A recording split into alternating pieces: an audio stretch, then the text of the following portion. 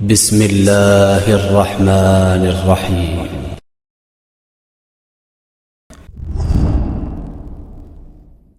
قرآن سننا pod cost. مولا علی کتنی اعلیٰ ترین شخصیت ہیں، فرماتے ہیں کہ میرے پیر میں اگر تیر لگ گیا ہے نا اور وہ نکل نہیں رہا ہے، کیونکہ آپ کو پتہ ہے تیر اندر جب جاتا ہے نا تو وہ ایسے کر کے گڑ جاتا ہے ہمارے ماس میں، تو وہ کہتے ہیں کہ جب میں نماز میں نیت باندھ لوں نا تب اس کو نکال دینا۔ کیسی محبت انہوں نے کری ہے نماز سے، اور شہید بھی ہوئے تو نماز میں۔ ہم مسلمانوں کا کیا بن گیا ہے معاملہ، کیونکہ ہمارے اندر نفاق آ گیا ہے، امت کے اندر، مسلمان طبقے کے اندر، اس قوم کے اندر نفاق آ گیا ہے۔ یہ کہتے ہیں ہمیں موت کلمے کی چاہیے لیکن یہ نماز نہیں پڑھتے، یہ کہتے ہیں موت نماز پڑھتے وقت ہو لیکن نماز ہی نہیں پڑھتے۔ کیسی خواہشات ہیں جو تمہاری وشفل تھنکنگز، پریکٹس ہے نہیں۔ قرآن اس کو زیرو سے ملٹیپلائی کر دیتا ہے۔ دنیا کی مثال دوں تو پریکٹس ہے نہیں، بلہ پکڑ لیں گے اور چلے چھکا مارا۔ بالکل۔ تو حقیقت یہ ہے کوئی گورنمنٹ کچھ نہیں کر سکتی، کوئی غیر مذہب کا شخص کچھ نہیں کر سکتا، کچھ بھی نہیں کر سکتا۔ حملے شروع سے ہوئے ہیں، یہودیوں نے کرے، عیسائیوں نے کرے ہیں، پارسیوں نے کرے ہیں، ٹھیک ہے، رومن پرشین میں کتنی جنگیں ہوئی ہیں۔ تو حملے ہوتے ہیں، جھگڑے ہوتے ہیں قوموں کے درمیان، لیکن سامنے والے شخص، سامنے والی قوم آپ سے گھبراتی ہے آپ کی تقوی اور آپ کے نماز سے۔ ویسے ہی بات ہے، لیکن ایک تھوڑی سی مسلمان قوم کے اندر، ہمارے اندر بہت چھوٹی سی نہیں بہت بڑی چیز کہ ہمارے لوگوں کے اندر نا آرام دائک عیاشی ہوتی ہے۔ جی، پہلے کے مسلمان جو ہوتے تھے اگر وہ کسی دربار میں بھی جا رہے ہیں تو تلوار سے پہلے کار پھاڑ کے زمین پہ بیٹھتے تھے کہ ہمیں مت بتا، ہمیں نرم چیزیں مت دکھا، ہم زمین پہ بیٹھنے والے لوگ ہیں، اس لیے دنیا ہماری ہے۔ اللہ کے رسول ایک رات سوئے، رات بھر گھوڑے کی، رات بھر نماز پڑھتے ہیں اور دن بھر گھوڑے کی پشت پر پہ رہتے ہیں۔ اللہ کے رسول ایک بار رات کو سوئے حضرت حفصہ کے گھر، تو حضرت حفصہ نے جو کیا کرا تھا اس رات سے پہلے اس گدے میں طوطے لگا دی۔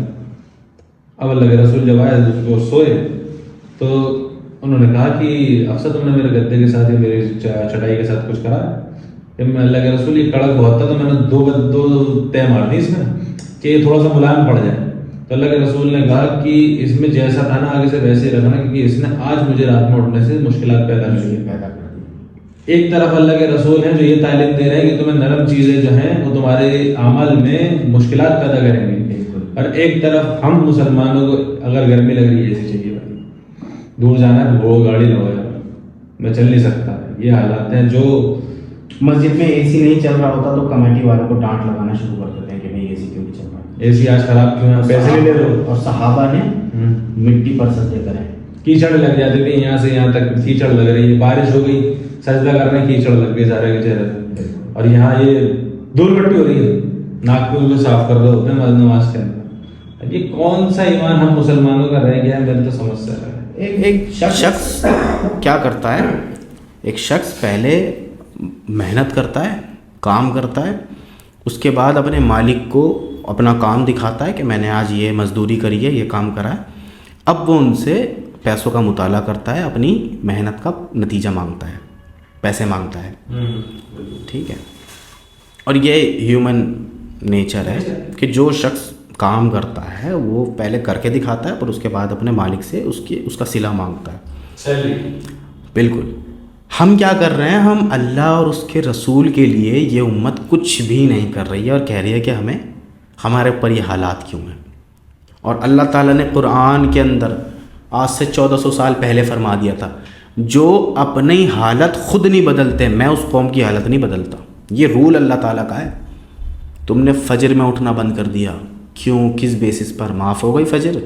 تمہیں فجر سے اپنا دن شروع کرنا تھا، تم نے ظہر تک اپنا کاروبار کرنا تھا، ظہر کی اذان پر تمہیں اپنا کاروبار چھوڑ دینا تھا، پھر تمہیں مصلی پر چلے جانا تھا، حی علی الصلاۃ کی آواز آ گئی تھی، تمہیں سب چھوڑ کر کے تمہیں اللہ کے آگے پیش ہو جانا تھا۔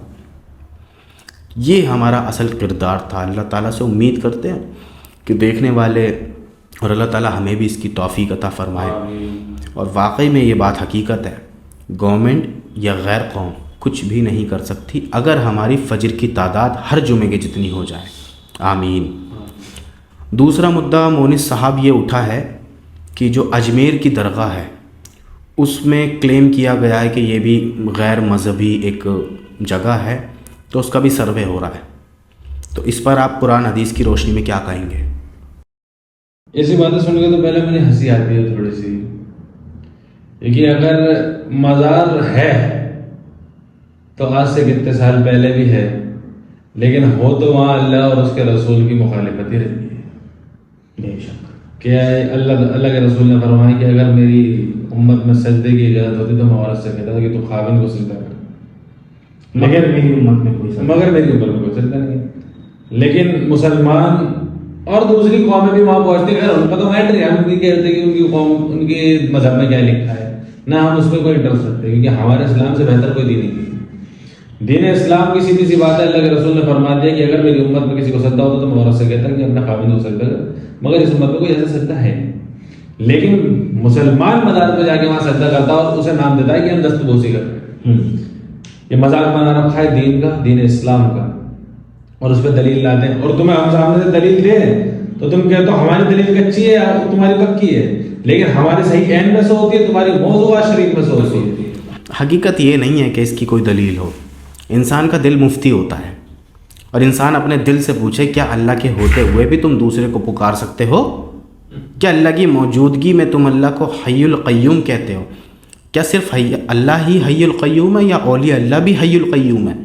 اگر وہ حی القیوم ہیں تو معاملہ گڑبڑ ہے۔ اگر ہم نے کسی اولیاء اللہ کو، کسی نبی کو حی القیوم مان لیا، میری آواز سن رہا ہے؟ اچھا، قرآن تو اس سے بھرا پڑا ہے۔ میں کسی کو کیا دلیل دوں؟ میں تو کہتا ہوں اللہ تعالیٰ کے نبی پر جو وحی ہوا ہے قرآن، وہ شخص قرآن پڑھے، پہلے صفحے پہ اسے مل جائے گا ایاک نعبد و ایاک نستعین، تجھی کو پکاریں گے، تیری عبادت کریں گے، ٹھیک ہے؟ اس کے بعد بھی کئی آیات مل جائیں گی، کہتے ہیں دعا عبادت نہیں ہے، ہم تو دعا میں ان کے ذریعے جو بات ہے وہ اللہ تک پہنچا رہے ہیں۔ اچھا، اجمیر میں جو دفن ہے وہ خواجہ معین الدین چشتی ہیں، ٹھیک ہے؟ ان کی بزرگی کلیم ہے کہ وہ بہت بڑے بزرگ تھے، ٹھیک ہے، ہم حسن ظن رکھتے ہیں، ہم کہتے ہیں اللہ تعالیٰ ان کی مغفرت فرمائے اور ان کو جو ہے نیک اعمال کا ان کو صلہ دے، خواجہ معین الدین چشتی کو۔ لیکن ہرگز پکی قبر بنانا اسلام کے اندر حرام ہے۔ اللہ کے رسول نے، مسلم شریف کی حدیث ہے، اللہ کے رسول نے فرمایا پچھلی امتیں اپنے نبیوں کی قبر کو اور اولیاء کی قبر کو سجدہ بنا لیا کرتے تھے۔ میں تمہیں اس سے منع کرتا ہوں، خبردار، تم نیک شخص کی قبر کو سجدہ نہ بنا لیا کرنا، اس پر گنبد بنانے سے منع کرتا ہوں۔ یہ کہتے ہیں 5 ہاتھ ادھر ہے، 4 انچ ادھر ہے قبر کے، یہ بہانہ تاکہ وہ انکم سورس ہوتی ہے، درگاہ از اے انکم سورس۔ میں قرآن کا آپ کو حوالہ دیتا ہوں، اس کے بعد ہم انشاءاللہ تعالیٰ اس پر آگے بڑھتے ہیں۔ سورۃ الفرقان دیکھیں آپ، بسم اللہ الرحمن الرحیم۔ والذین یدعون مع اللہ الہا آخر، ایمان والا تو وہ ہے جو اللہ تعالیٰ کو ہی پکارتا ہے۔ یدعون کا الفاظ آ گئے، پکارتا ہے، صرف اللہ تعالیٰ کو پکارتا ہے۔ آیت ہے سورۃ تحریم کی آیت نمبر 4، جسے جو لوگ کسی اور سے مدد جائز قرار کرتے ہیں وہ اسے دفاع میں لاتے ہیں، دلائل لے کے آتے ہیں۔ میں وہ آیت بتا دیتا ہوں، پھر میں جو اس کے بعد بات کہوں گا نا وہ آپ دیکھیے گا میں کیا کہنے والا ہوں، بہت بڑی بات کہوں گا۔ سورۃ تحریم کی آیت نمبر 4 میں یہ ہے کہ اس آیت میں کہا گیا ہے کہ اللہ تمہارا مددگار، اللہ کے رسول تمہارے مددگار۔ جو اوپر کی بات کو سمجھنا چاہتا ہے، اپنے مطلب کی بات رکھنا چاہتا ہے نا، وہ یہی کرتے ہیں کہ اوپر کی بات کو پڑھ لیتے ہیں۔ اس کی تفسیر میں نے کھولی، میں نے پڑھی، تو اس میں مجھے یہ ملا کہ جنگ کے دوران مال غنیمت تقسیم ہو رہا تھا، تو اس میں یہ بات آئی تھی کہ اللہ کے رسول مال غنیمت کو تقسیم کر رہے تھے، اور یہ کہا کہ اس غور پہ یہ آیت اتری تھی کہ اللہ تمہارا مددگار، اللہ کے رسول تمہارے مددگار۔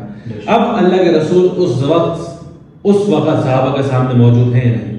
بالکل موجود ہیں، تو میں بھی اسی وقت یہ کہوں گا کہ بے شک میرا اللہ مددگار اور میرے رسول بھی مددگار ہے میرے، مگر میرے سامنے اس وقت موجود نہیں ہے، وہ اپنی قبر مبارک اور اللہ کی جنتوں میں۔ اب جو یہ آیتیں ایسی کوٹ کرتے ہیں جو اللہ تعالیٰ قرآن میں فرما رہا ہے، اس قرآن کے اندر جب اللہ تعالیٰ نے کہہ دیا کہ تم اللہ کے سوا کسی کو مدد کے لیے نہیں پکار سکتے، اور جو تم آیت دلائل لا رہے ہو، تو تمہارے کہنے کا مطلب یہ ہے کہ قرآن کی آیت ایک دوسرے سے ٹکرا رہی ہیں؟ بالکل۔ کیا قرآن کے اندر جو واضح کتاب ہے اس کی آیتیں ایک دوسرے سے ٹکراتی ہیں؟ تو اس حساب سے تو قرآن پھر غلط ہو گیا کہ ایک طرف اللہ تعالیٰ کہتا ہے کہ تم میرے سے مدد مانگو، میرے کو پکارو، دوسری طرف دوسرے کے پاس بھی بھیجتا ہے۔ یہ قرآن کی آیت ایک دوسرے سے ٹکرانے کے لیے اللہ تعالیٰ نے وحی کی ترتیب اتاری تھی۔ یہی کہنا چاہ رہے ہیں اگر یہ ایسا کر رہے ہیں تو۔ بہرحال اگر خواجہ معین الدین چشتی ایسے بزرگ ہیں جو آج بھی ہماری بات سن رہے ہیں تو ان سے فلسطین کے حالات ٹھیک کرواؤ۔ نعوذ باللہ من ذالک، ایک شخص سے میں نے ایسی بات کہی کہ اب پیر عبد القادر جیلانی فلسطین کا مسئلے کیوں نہیں حل کرتے؟ اس نے پتہ کیا رپلائی دیا؟ اللہ سے حل نہیں ہو رہا۔ استغفر اللہ باتوں بولے کہ قبر پجاری قوم ہے یہ اللہ کی گستاخی کرنا بڑا پسند کرتی ہے۔ اولیاء اللہ کی گستاخی نہیں ہونی چاہیے۔ یہ دل پھٹ پڑتا ہے جب ایک اللہ کا ذکر ہوتا ہے۔ بالکل، قرآن کے اندر آتا ہے نا، ان کا دل پھٹ پڑتے ہیں جب ایک اکیلے اللہ کا ذکر ہوتا ہے۔ دوسرا، اگر کوئی بزرگ ہے، بہت بڑا بزرگ ہے، تو ان سے جا کر کے سب دعا کرتے ہیں وہ فلسطین کے حالات بدل کے دکھائیں، فلسطین کے مسلمانوں کو غلبہ دیں اور یہود و نصارہ کو، اسرائیل کو ختم کر کے دکھائیں۔ نہیں کر سکتے، کیوں نہیں کر سکتے؟ کیونکہ انہیں پتہ ہے کہ یہ نہیں ہوتا یہاں پہ۔ ہوتا کیا ہے، چادر چڑھتی ہے وہ پیسہ۔ آن لائن چل رہا ہے کہ میں اس مزار کا گدی نشین ہوں، اگر کسی کو لنگر کروانا ہو اور دیکھ بنوانی ہو، اسے تقسیم کرنا ہو تو اس نمبر پہ فون پہ ہمارا پتلے اڑے، آپ اس پہ پیسے ڈال دیں اور اپنا نام وغیرہ ہمیں بتا دیں، ہم بھیج دیں گے اور آپ کو وہ بھی دے دیں گے جو کیا کہا جاتا ہے اسے پرشاد سے، کسی وہ پرشاد تو نان مسلمس میں کہتے ہیں، مسلمانوں میں کیا کہتے ہیں؟ مسلمانوں میں وہ ہوتا ہے نا نذرانہ بھیج دیا جائے گا، وہ جو میٹھی میٹھی چینی چیزیں جو ہوتی ہیں وہ بھیج دی جائیں گی۔ اچھا، یہ جو مطلب پھر یہ گستاخ کہیں گے میں ایسی بات کرنے کے لیے جا رہا ہوں۔ بزرگ اپنا جو ہے علاج کر نہیں سکتے تھے، کیونکہ بزرگ جو ہے وہ بیماری سے اور جو ہے اٹیک سے یا کسی بھی چیز سے اس دنیا سے چلے گئے، علاج نہیں کر پائے، زندہ نہیں رہ پائے۔ الحی تو صرف اللہ ہے، باقی سب نے تو موت آ جانی ہے۔ اب وہ بزرگ جو ہیں وہ مر گئے، یہ کہتے ہیں پردہ کر گئے، نہیں بھائی پردہ وردہ کچھ نہیں ہوتا، وہ مر گئے مطلب ایک بار اس دنیا میں آئے تھے، ان پر موت آ گئی، کیونکہ موت عربی کا لفظ ہے، انتقال ہوتا ہے تبدیلی، یعنی اس جہان سے اس جہان چلے گئے۔ اچھا، بہت سے جاہلانہ طور پہ یہ بات کہیں گے کہ تم لوگ اللہ کے رسول کو یہ کیوں کہہ رہے ہو کہ انہیں موت آ گئی، جبکہ بخاری مسلم دونوں میں حدیث ہے کہ اللہ کے رسول نے اللہ کے رسول کے ساتھی حضرت سیدنا ابو بکر رضی اللہ تعالیٰ عنہ نے اللہ کے رسول کی وفات کے بعد جو خطبہ دیا اس میں انہوں نے موت کا الفاظ دیا ہے، محمدن قدمات، محمد مر چکے۔ تو اب یہ گستاخی کیوں ہمیں کہ ہم لوگوں کو گستاخ کس بنیاد پہ کہتے ہیں؟ کیا یہ حضرت ڈرانا چاہتے ہیں کہ کوئی بھی ولی اللہ مرتا نہیں ہے، آپ کو مدد چاہیے ہو تو آپ آ جائیے ہماری مزار پر، ہو سکتا ہے وہاں مزار میں کوئی انسان دفن ہی نہ ہو، وہاں اندر کچھ بھی دفن نہ ہو، وہاں ایسے ہی قبر بنا رکھی ہو، بس آپ آئیں، 200-300 روپے آپ جو ہے نذرانہ چڑھائیں اور چادر چڑھائیں اور آپ کی جو ہے منت پوری ہو جائے گی۔ تو کرواؤ نا پھر، مسلمانوں کو حالات بدلوا کے دکھاؤ، اتنی گستاخی ہوتی ہے رسول اللہ کی، ان کا کچھ کر کے دکھاؤ، ان کو جیل کرواؤ، پھر کہیں گے وہ تو اللہ شہید کرواؤ، وہ تو اللہ ان سے بدلہ لے گا۔ بے شک اللہ تعالیٰ کرے گا، لیکن اللہ تعالیٰ کا رول ہے، اللہ تعالیٰ اس قوم کا حال نہیں بدلتا جو خود کا حال نہ بدلے۔ اللہ تعالیٰ نئی قوم کھڑی کر کے اس کو اسلام قبول کروا کے ان سے کام لے گا، جیسے کہ اللہ تعالیٰ لے رہا ہے۔ امریکہ میں نہیں دیکھ رہے ہو، دنیا میں سب سے زیادہ پھیلے جانے والا دھرم اس وقت اسلام ہے۔ تقریباً 20 سے 30 ہزار لوگ سالانہ کنورٹ ہوتے ہیں، ریورٹ ہوتے ہیں اسلام کے اندر۔ امریکہ کا سروے صرف امریکہ کا سروے کہ 30 سے 20 ہزار فارنرز جو ہیں وہ اسلام قبول کر لیتے ہیں۔ اب یا تو ہمیں اسلام سمجھ نہیں آ رہا یا ان فارنر کو سمجھ نہیں آ رہا کہ اصل میں وہ قرآن پڑھتے ہیں اور وہ قرآن پڑھتے، میرے تو بہت معمولی سی چیز، بہت بڑی چیز، لوگ یہ کہتے ہیں کہ قرآن ڈائریکٹ پڑھنا گمراہ ہو جاؤ گے، اور وہاں فارنر نہ مسلمان ہوتا ہے نہ مسلم ہوتا ہے، قرآن پڑھ کے ہدایت اللہ اسے دیتا ہے، وہ ایمان لے آتا ہے۔ قرآن میں اللہ تعالیٰ نے فرمایا کہ یہ کتاب جو ہے وہ ہدایت ہے، ہم نے اسے سمجھنے کے لیے آسان کرا ہے، بالکل، بھلا کوئی ہے جو اس سے نفع اٹھانا چاہے، بالکل، یہ تو ساری دنیا کے لیے ہدایت ہے، اللہ کے رسول ساری دنیا کے لیے آئے تھے، ٹھیک ہے، اور اللہ کے رسول کا جو خلیفہ ہے وہ قرآن ہے جو ہمیشہ زندہ رہے گا ہمارے بیچ۔ تو اولیاء اللہ کا مطلب یہ نہیں ہے کہ ان کی پکی قبر بنا دی جائے اور وہاں سجدہ گاہ بنا دیا جائے، ان کو توڑ دینا چاہیے، ٹھیک ہے۔ لہٰذا اللہ تعالیٰ ہمیں کہنے سننے سے زیادہ عمل کرنے کی توفیق عطا فرمائے۔ سبحان ربک رب العزت عما یصفون وسلام علی المرسلین والحمد للہ رب العالمین۔